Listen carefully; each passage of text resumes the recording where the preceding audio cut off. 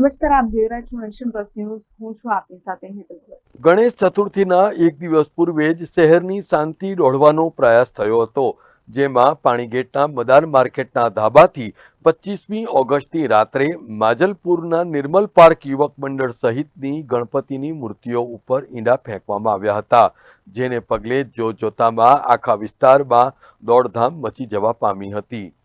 Police સ્ટેશનથી ફક્ત 100 ફૂટ દૂર જ આ ઘટના બનતા વડોદરા પોલીસ પણ દોડતી થઈ ગઈ હતી. પોલીસે ગણેશ ચતુર્થીના દિવસે જ આરોપી સુફિયાન મંસૂરી અને શાહનવાઝ કુરેશીનું સિટી પોલીસ મથક વિસ્તારમાં રીકન્સ્ટ્રક્શન કર્યું હતું.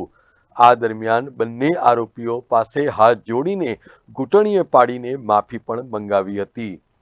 અત્રે ઉલ્લેખનીય છે કે માજલપુર નિર્મલ પાર્ક સોસાયટીમાં રહેતા ચંદ્રસિંહ ચૌહાણ સહિત યુવક મંડળના 20થી વધુ સભ્યો શ્રીજીની મૂર્તિ લઈને રાત્રે 2.5 કલાકના અરસામાં પાણીગેટના મદાર માર્કેટ ખાતે પહોંચ્યા હતા, જ્યાં તેમની ઉપર તેમજ ગણપતિની મૂર્તિ ઉપર 5 ઈંડાઓ ફેંકીને નિંદનીય કૃત્ય કરવામાં આવ્યું હતું. આ મામલે સિટી પોલીસ સ્ટેશન ખાતે ધાર્મિક લાગણી દુભાવવાનો અને ધર્મના અપમાન બદક ગુનો નોંધીને ક્રાઇમ બ્રાન્ચ દ્વારા 2 યુવક અને 1 સગીરને ઝડપી પાડવામાં આવ્યા હતા. આરોપીઓની પૂછતાછમાં પોલીસને એમ પણ જાણવા મળ્યું હતું કે ટીખળ કરવાના ઈરાદે પસાર થઈ રહેલી ગણપતિની મૂર્તિ ઉપર આ આરોપીઓ દ્વારા ઈંડા ફેંકવામાં આવ્યા હતા.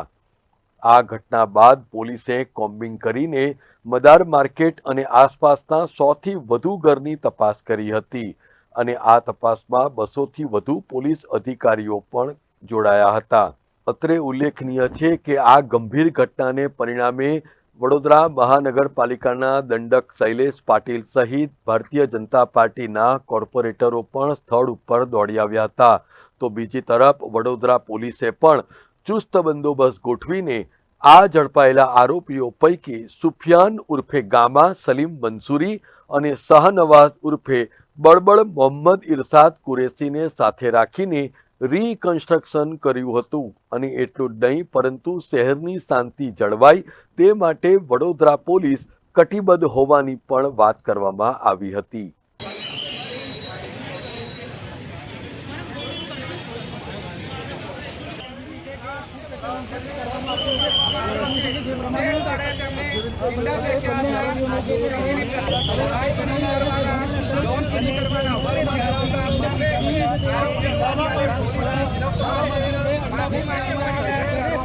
તેમને એક કૃત્ય કર્યું હતું કે અહીંથી જ્યારે શ્રીજીની સવારી પસાર થતી હતી માજલપુરના નિર્માણ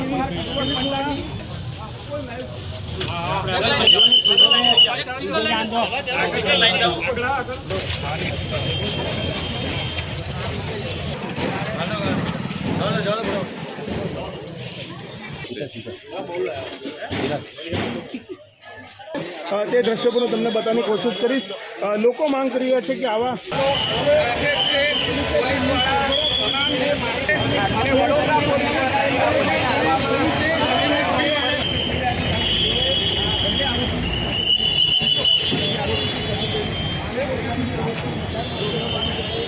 bureau report, nation plus news, Vadodara. સમાચારોના સતત અપડેટ મેળવવા માટે અમારી નેશન પ્લસ ન્યૂઝની યુટ્યુબ ચેનલને સબસ્ક્રાઇબ કરો, બેલ આઇકન દબાવો અને જોડાયેલા રહો ફેસબુક, ઇન્સ્ટાગ્રામ અને ટ્વિટર પર.